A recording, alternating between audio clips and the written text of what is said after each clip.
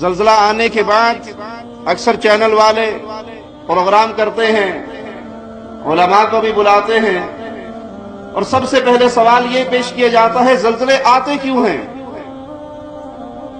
شرم نہیں آتی یہ سوال کرنے والوں کو؟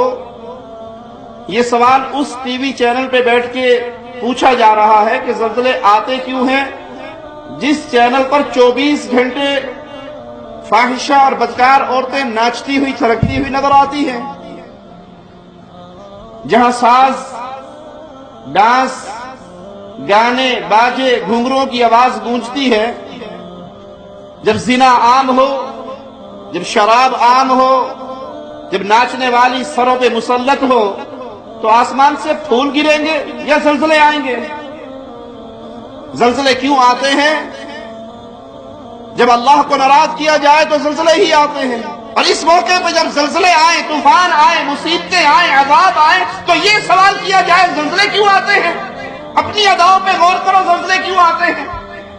جب تک قوم کے اندر شرک اکبر رہے گا، جب تک اللہ کی بغاوت رہے گی، جب تک اسلام سے دور رہیں گے، جب تک توحید سے دور رہیں گے، زلزلے بھی آئیں گے، زمینیں دھسے گی، آسمان سے پتھر برسیں گے، کیونکہ یہ اللہ کی طرف سے سزا کا کوڑا ہے، اور اللہ کی طرف سے سزا اہل شرک کو گاہے بگاہے ملتی ہی رہتی ہے۔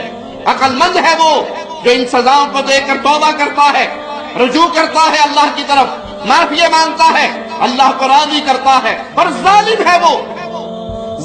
ہے وہ جس کو زلزلے کے جھٹکے تو اٹھا دیتے ہیں، اللہ اکبر کی صدا اذان اس کو نہیں اٹھاتی، الصلاۃ خیر من النوم کے واضح پر تو بستر نہیں چھوڑتا، زلزلے سے بلڈنگ لرزتی ہے تو بے پردہ ہو کے بھی باہر نکل جاتے ہیں، لیکن مالک کے بلاوے پر نہیں اٹھتے۔ لوگوں آؤ اللہ کی توحید کی طرف لوٹو، لا الہ الا اللہ کے فہم کی طرف لوٹو۔